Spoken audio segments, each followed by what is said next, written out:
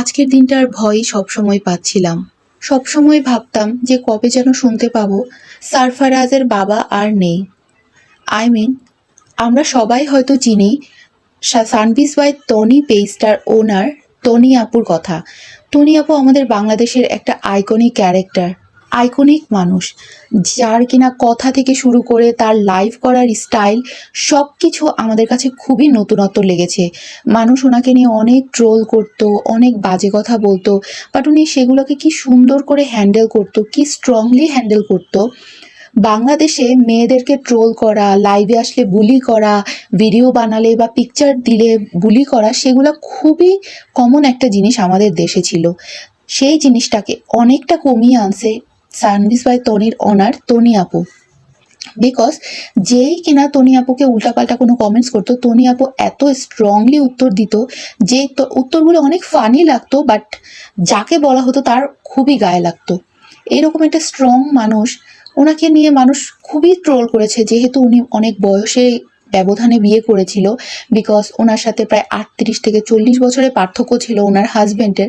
এটা নিয়ে মানুষ ট্রোল করতো, টাকার জন্য বিয়ে করেছে, টাকা দেখে বিয়ে করেছে। ঠিক আছে, কি জন্য বিয়ে করেছে, কম বেশি সবাই হয়তো বা একটা মানুষের ক্যারিয়ার দেখেই বিয়ে করে। আমরাও যদি অল্প বয়সী একটা মানুষকেও বিয়ে করি, তার ক্যারিয়ার, তার ফ্যামিলি ব্যাকগ্রাউন্ড সব কিছু দেখেই বিয়ে করি। কিন্তু সেখানে টনি আপু বিয়ে করেছিল বলে তাকে অনেক কিছু শুনতে হয়েছে। বাবার বয়সে, দাদার বয়সে, চাচার বয়সের মানুষকে বিয়ে করেছে, সে সারাটা জীবন এগুলো শুনে এসেছে।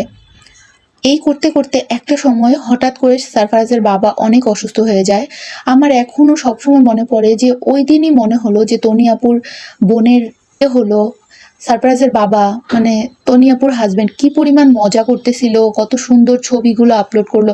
ছবিগুলো নিউজ ফিডে সব জায়গায় ভরে গেল, দেখে মানে খুব শান্তি লাগতেছিল। সারফারাজকে নিয়ে অনেক ভিডিও ভাইরাল হতো, ওর তা টনি আপুর সাথে সুন্দর সুন্দর ছবি তুলতো, টনি আপুকে কত কেয়ার করতো, সেই জিনিসগুলো দেখে খুবই ভাল লাগতো।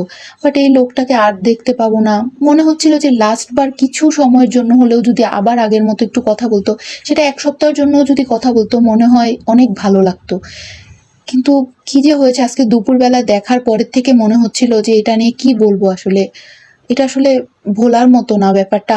সারা ফেসবুক জুড়ে ওনাদের ভিডিও, ছবি দেখতেছি আর খারাপ লাগতেছে। আর সেই দিনগুলোর কথা মনে পড়তেছে যখন মানুষ টনি আপুকে নিয়ে ট্রোল করেছে, নানাকে বিয়ে করেছে, চাচাকে বিয়ে করেছে, দাদাকে বিয়ে করেছে, এসব বলে।